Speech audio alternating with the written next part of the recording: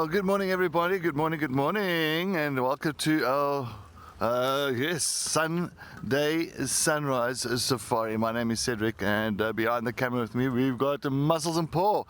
Sorry, we just had a civet here now, and I'm trying to see if we can relocate on this civet. And oh no, it's just disappeared now. It's a little bit difficult, but yeah, it's something that we do not see every single day. But yes, but I'm looking forward to this morning's drive. And yeah, well, joining us on drive this morning, they're in Mabula. We're gonna have Kerry and Cameron, and then Sandringham, Amy and Panda, and all the way down in the Eastern Cape, Eric and Morgan. Well, everybody, this is live, this is interactive, so if you've got any comments and questions that you want to send through to us this morning, please do so. We will be here to answer as many questions as possible.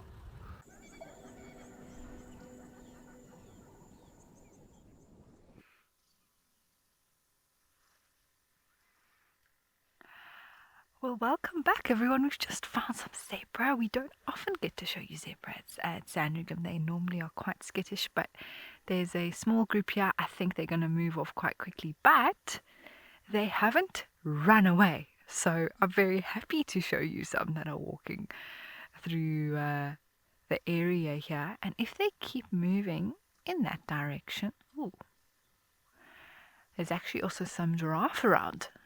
We might have them walk directly where the giraffe are, which is quite cool. Not bad to start off with some zebra here today. Very unexpected. We see tracks of them all over, but they don't often stick around for us to share them with you, so it's lovely.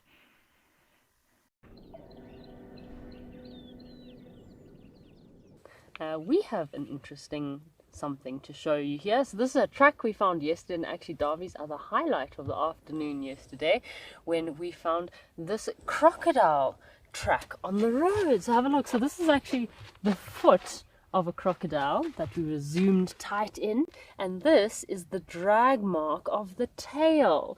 So it's quite unusual. It happens here quite a bit here at Mabula, where the crocodiles will move from one waterhole to another on the road. So it's obviously much easier for crocodiles to walk on the road. So you can look and see his foot. So this is probably a left back foot of the crocodile. You can see all the tiny little details, little kind of crevices here, details on the track.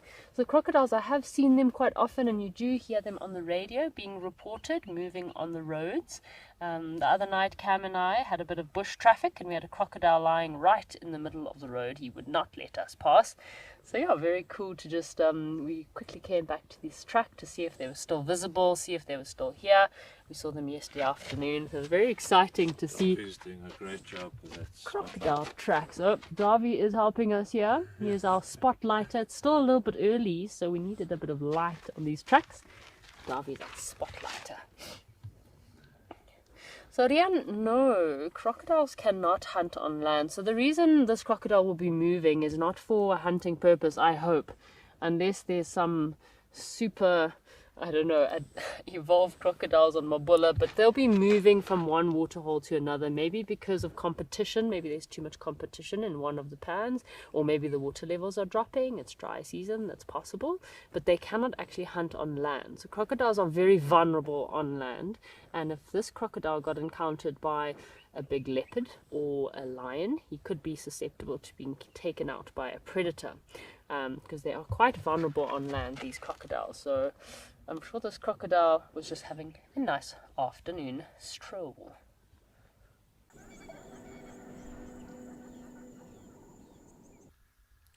Well, hello everyone, welcome back to Sandringham. I have something very cool to show you, and it's this. It is called a Uthaka, and I'm going to be putting it under the microscope because I think that it is something that's worth looking at in a little bit more detail. Now you may ask me, but Amy, what is a Uthaka and why does it have such a weird name? I don't know why it was given the name Uthaka, but it was Greek inspired, and the double O in the beginning, meaning egg, and thaka, meaning receptacle or container. So basically a hollow egg container. That's what this is. And it makes sense when you understand what the name means as to why it was given that name.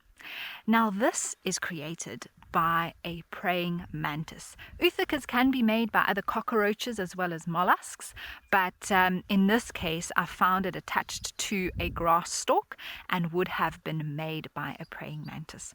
Now, it's very light. It's almost like it can blow away with the wind, and you'll see when it's underneath the microscope sort of the detail of the foaminess, the texture of it, and why it is so light. So let me put it underneath, and then we'll have a look to see what it looks like. Alright, there we go. I'm going to adjust a little bit more so you can see it in the center there. How cool is that, everyone? I think that that is actually awesome to see. And you can see the layers in there, which would be the little egg compartments, and then the foamy texture that's made up of that. Now, what happens is that the female praying mantis basically secretes a fluid on her abdomen, and similar, if you think of a foam nest frog, they sort of aggravate that liquid to form a foam and secrete it, that then forms the ootheca, and as she's doing that, the eggs are laid.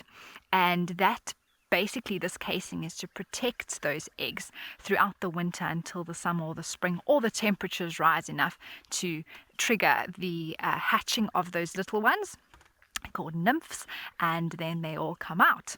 Now, I actually have a photograph to show you of that so that you can all understand it a little bit better. So here is the praying mantis female. Sorry, I'm just going to get the reflection right there. There we go. And you can see her creating the ootheca at the end of her abdomen. And then I also actually have a photo of the little ones coming out. There we go. So they're the little praying mantises that come out in the spring or summer of the ootheca. And that is basically what we're looking at over there. And what I want to do is flip it around. You can see where it was attached to the grass stalk. I'm going to have to adjust the focus when I change back over, so bear with me here. There we go. So there's a clear line in the middle there, and you can actually see where the grass stalk was. Sorry, the shadows. There we go. And where it attached, where the grass lay inside of that ootheca because it was attached to a stalk. So I think that that is pretty cool. And if we open it up, now there's nothing in here anymore. You can actually see the detail inside there. Look at that, which is actually very, very cool. Wow, everyone, that was a lot of fun. I'm so glad we got to open this up and show you a little bit more detail there.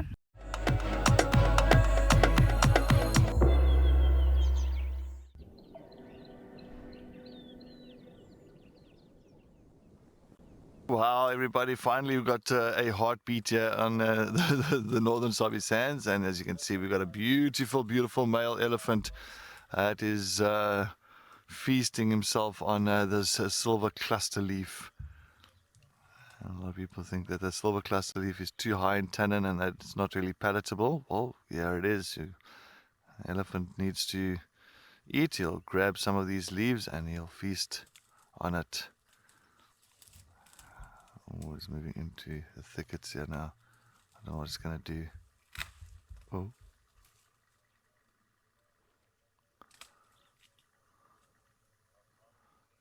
I want to try and move here, but I've got a feeling if I do move to the right, he might get a fright, and I don't want him to get a fright.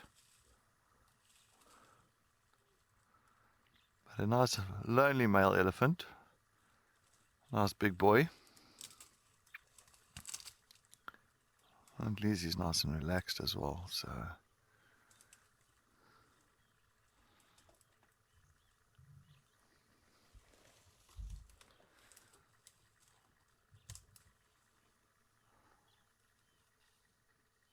And usually the silver cluster leaves, many a time the elephants will actually try and push the tree over to expose the roots, to go for the nice succulent roots, but this male's enjoying all the branches and leaves, and he is pretty much devouring whatever he can get hold of. But he's nice and relaxed. Just looking around, listening out here. I don't hear any other males in the vicinity. Many times you'll find that these male elephants do move around by themselves. And now and again they will join up with other boys. They have a little bit of company. Ooh. Hello. Yeah. Oh, he's a beautiful boy. Not the biggest of tusks. You can see the right tusk has broken off.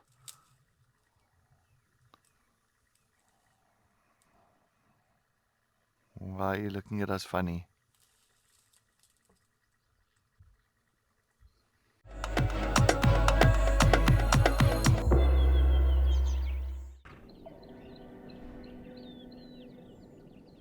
We have just repositioned so we could get a better view of Q, the female cheetah.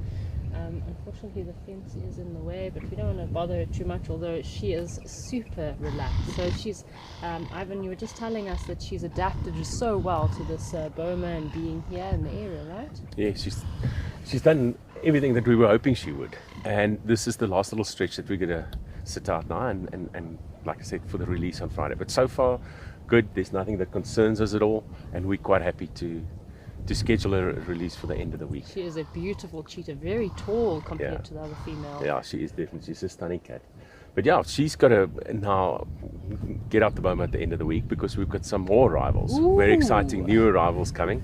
So you've got more cheetah arriving on Mabula. Yes. So once she's out, we will obviously spend a bit of time in the boma and clean it up and make sure that it's sterilized again and there's no concerns here.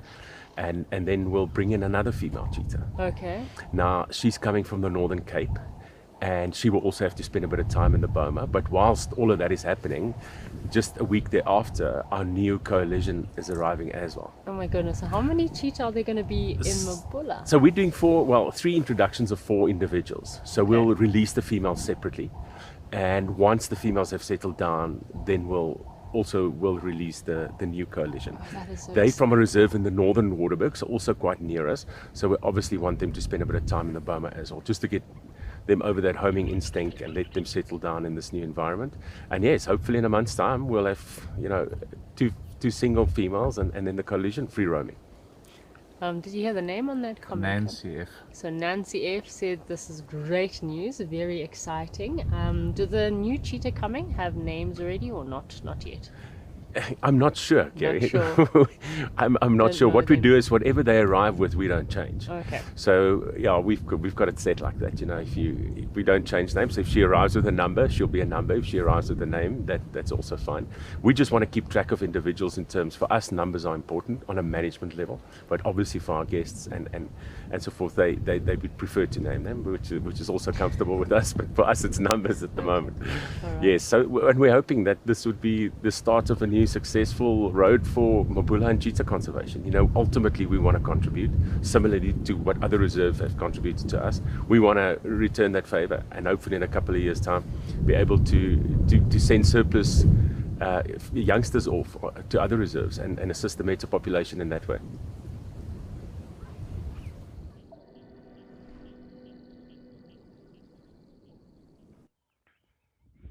Well, ladies and gentlemen, we've got a bit of a surprise for you here. We just happened to we were told about it and we stumbled across it, but have a look at what we have found. It is the brand new female cheetah. How cool is that? And isn't that fitting for the last drive of the week, 1, and 2, it is the last drive for us here at Amakhala, as Morgan and I will be going home tomorrow, and I will be going back up to the Lowveld at the beginning of September. So it's almost like she came to say goodbye, even though she barely knows me.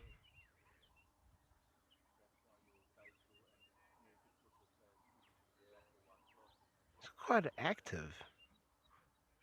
Very active today. It's almost like she's got ants in her pants. She cannot sit still. Look at her. Looking around, being very cautious, of course. Thomas, she is. She is a big girl. Decent size on this beautiful lady.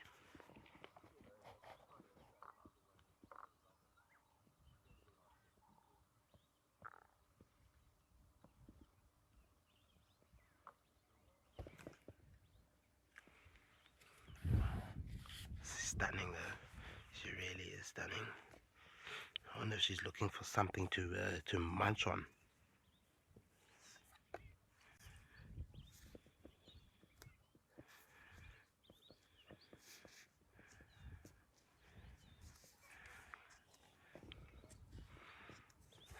Something to munch on, or probably somewhere to lay low in this rather interesting weather that we're having.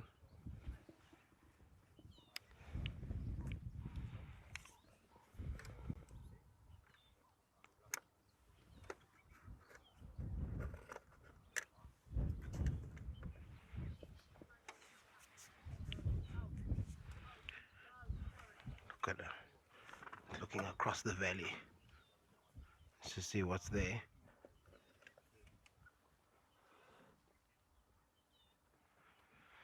William, so from what I understand, they have a ecology name for her. It's a couple of letters and a couple of numbers, and that's basically what they have for the lions and what they have for the for obviously Ms. Pumarela as well, and of course the Three Amigos. Obviously, the Three Amigos is a nickname that we have for these beautiful cats, as opposed to like an actual name that the reserve has given them.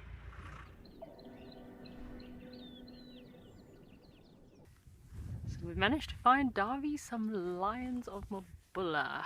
Very excited. These lions have been quite difficult to track down lately.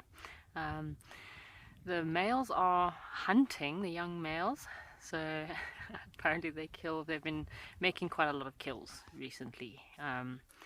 Yeah, with a lioness, very successful hunting lioness, the male lion, and those two youngsters that are also hunting and killing as well. So these lions have been eating very well. They are quite full bellies. You can see they're quite fat under the trees here. Luckily, we saw the male lion getting up and moving under the shade of this tree as we were coming down into this open plain. Otherwise, it would have been quite difficult to spot them, I must admit. Have a look. Look how well they blend in here. And he walked under this tree and flopped down. Oh, hello, girl. What are you listening to? The lioness, the one closest to us, the lioness here. She's just... Oh, hey, guys. Happening. They just perked up a bit. Oh, and they look like they're all here. Oh, we've got some movement. Ooh. Looks like love is in the air.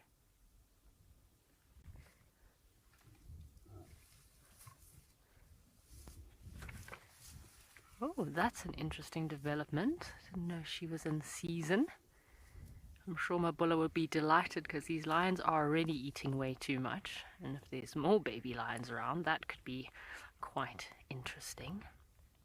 So they're very comfortably lying underneath the shade of this tree when they all of a sudden perked up a little bit. Maybe they've heard something walking close by. I don't see anything.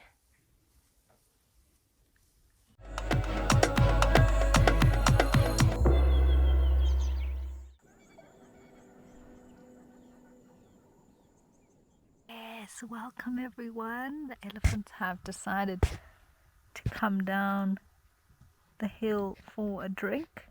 I think I'm going to have to just reposition. Hey, Panda. Sorry about that, everyone. They came to a different spot than what we were expecting. So I'm just going to have to pull a little bit sideways. There we go, there we go, there we go. Sorry about that, but you can't control these things. The elephants will come and drink where they please. There we go.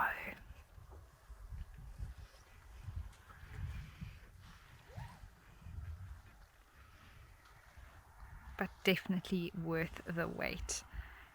How beautiful is that? A little herd here, just the 3 of them. And that is how small an elephant herd can be.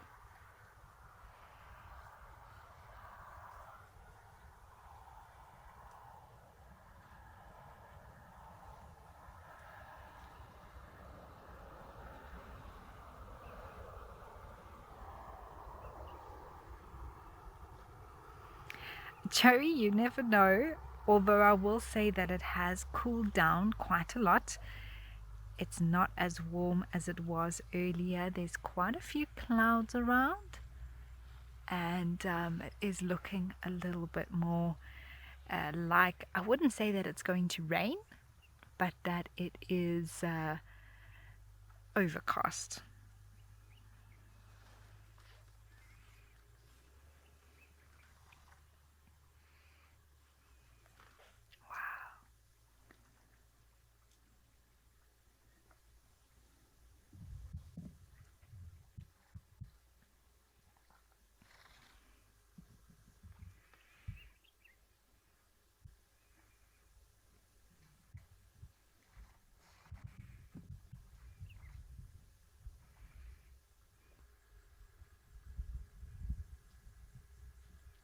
I love that flicking with the trunk. Oh, look at that one. Are you trying to take your siblings' water?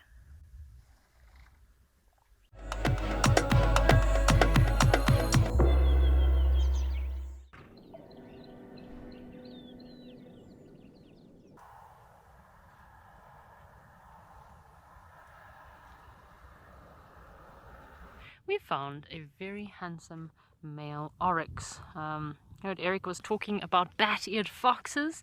It would be really cool to see bat-eared fox over in Amakhala.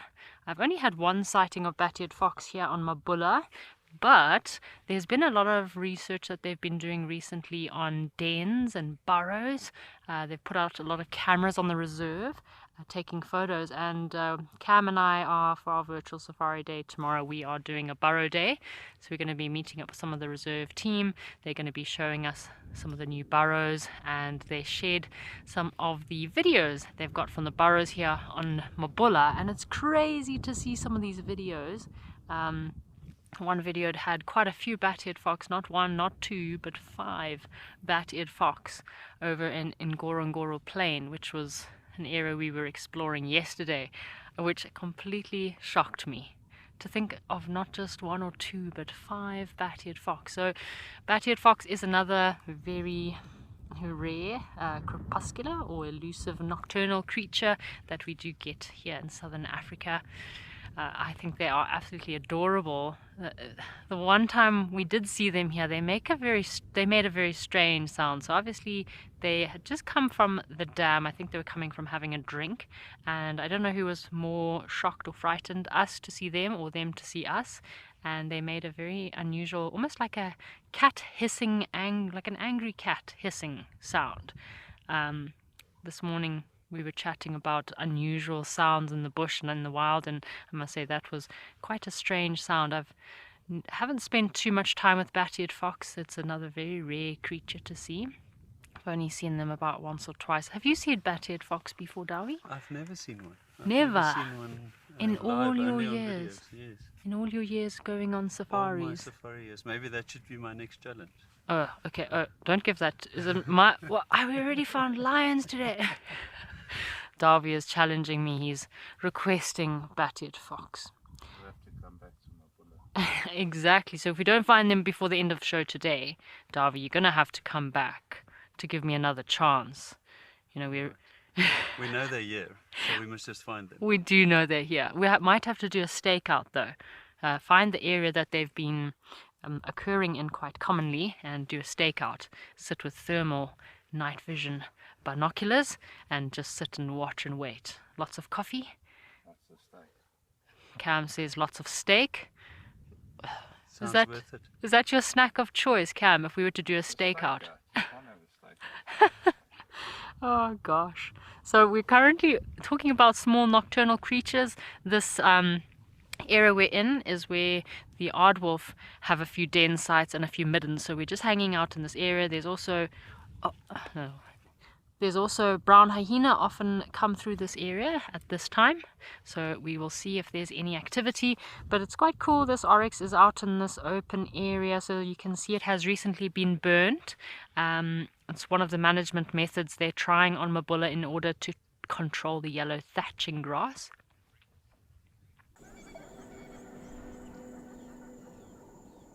Wow, well that sounded like an amazing sighting, and the lions here at Sandringham also really enjoy, it seems, hunting giraffe. Now, something that we haven't really seen them hunt before, but I know that the lions in the Savi Sand do hunt many times, is buffalo, and we have found some. Yay! I'm so happy, everybody. We have found the buffalo herd.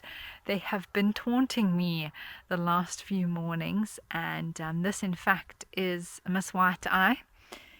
She has the right eye, which is lighter in color, so I can always identify her. I think it's the same one. I haven't seen another one with the same specific sort of distinction, but the whole herd is here. They're all in the Timbavati River. There's some ahead of us, but she's the closest. She's come up to say hello. Nice to see them pop out. It's really, like I said, I've been seeing signs of them. We had 6 bulls yesterday. I knew the herd must have been somewhere in the area, but we came around the corner and found them. They've come down to the river for some water. And I'm so happy to see these buffaloes.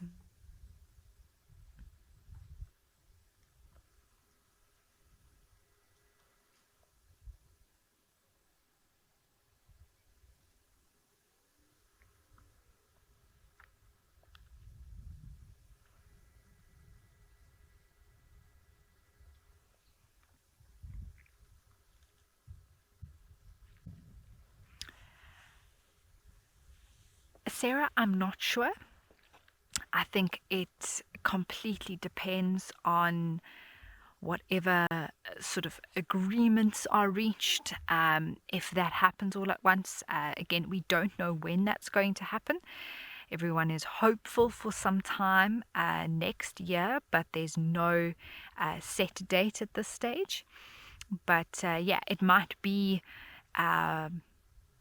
it could be either one of the fences except the southern fence, because that is to the open road, so that will not be dropped under any circumstances. We are just happy to have had you all on board and are very excited for the week to come. Tomorrow is, of course, our non-live day, so we won't be live with you all on Drive. We will be showing you some of the repeats from the week, though, so make sure that you enjoy those. And they'll still be live at the Waterhole in the middle portion of the day at 12:30 Central African time. But to all of you who joined us this afternoon, who sent through your comments and questions, we really do appreciate it. As always, it was wonderful. Some very interesting questions today.